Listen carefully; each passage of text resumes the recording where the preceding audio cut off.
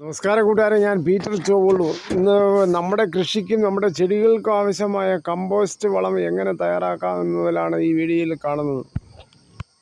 കടകളിൽ വേസ്റ്റായി കിട്ടുന്ന ഉള്ളിത്തോലും അല്ലെങ്കിൽ വീട്ടിലെ ഉള്ളിത്തോലും മറ്റ് വെളുത്തുള്ളിയാലും പഴത്തിൻ്റെ വേസ്റ്റുകളായാലും പഴത്തിൻ്റെ കാളവണ്ടിയായാലും മറ്റും പ്രകൃതിയിൽ കിട്ടുന്ന പച്ചിലകളായാലും മറ്റ് കരിയിലകളായാലും എല്ലാം ഇതിന് ഉപയോഗിക്കാം.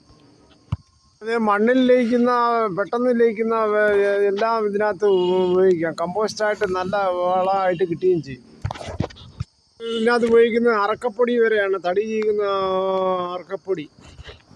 ഒരു ചാക്കെടുത്ത് അതിനകത്ത് ആദ്യം കുറച്ച് ഉള്ളിത്തോല ഇട്ടിട്ട് പിന്നെ ഈ പച്ചില ഇലകൾ വാരിയിടുക. പിന്നെ അതിനുശേഷം ഈ കോഴിവളം കൂടെ ഇട്ട് അതിന് മുകളിൽ വിതറുക. അതിനുശേഷം ചാമ്പൽ വേണ്ടെങ്കിൽ ചാമ്പൽ ഇടുന്നു. മറ്റ് വസ്തുക്കളെല്ലാം ഇതിനകത്ത് ഓരോ ലെയറായത് കുറേശ്ശെ ഇട്ട് കൊടുക്കുന്നു.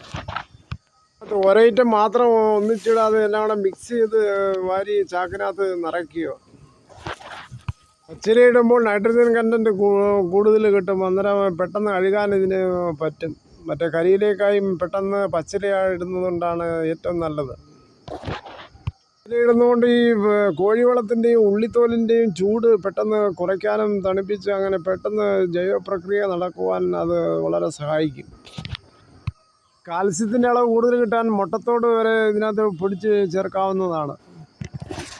അങ്ങനെ ഈ ചാക്കിൽ മിക്സ് ചെയ്ത് വാരി നിറച്ചതിന് ശേഷം മൂട് കെട്ടിയതിന് ശേഷം മഴ നനയ്ക്കാതെ അല്ലെങ്കിൽ മഴവെള്ളം വീഴാതെ സൂക്ഷിച്ച് വെക്കുക. ഒരു മാസം കഴിഞ്ഞ് നല്ല രീതിയിൽ നല്ല കമ്പോസ്റ്റ്, കറുത്ത കമ്പോസ്റ്റായിട്ട് കിട്ടുകയും ചെയ്യും. നമുക്ക് ചെടികൾക്കായാലും തെങ്ങിനായാലും മറ്റ് കൃഷികൾക്ക് യഥേഷ്ടം ഉപയോഗിക്കാം. ഇങ്ങനെ കമ്പോസ്റ്റ് ഉണ്ടാക്കുമ്പോൾ പച്ചച്ചാണകം കലക്കി കൂടെ അതിനകത്ത് മിക്സ് ചെയ്ത് ഒഴിക്കാറുണ്ട്. മറ്റു ചിലരാകട്ടെ പുളിപ്പിച്ച കഞ്ഞോളം ഇടയ്ക്കിടയ്ക്ക് ഒഴിച്ചു കൊടുക്കുന്നവരുമുണ്ട്. ചിലവ് കുറഞ്ഞ രീതിയിൽ ഇങ്ങനെ മണ്ണിൽ ലയിക്കുന്ന എല്ലാ വസ്തുക്കളും ഇട്ട് നമുക്കിങ്ങനെ ജൈവ കമ്പോസ്റ്റുകളായിട്ട് ഉണ്ടാക്കിയെടുക്കാം. കൂടി ഈ വീഡിയോ ഇവിടെ പൂർണ്ണമാകുന്നു. കണ്ടതിൽ വളരെയധികം നന്ദി.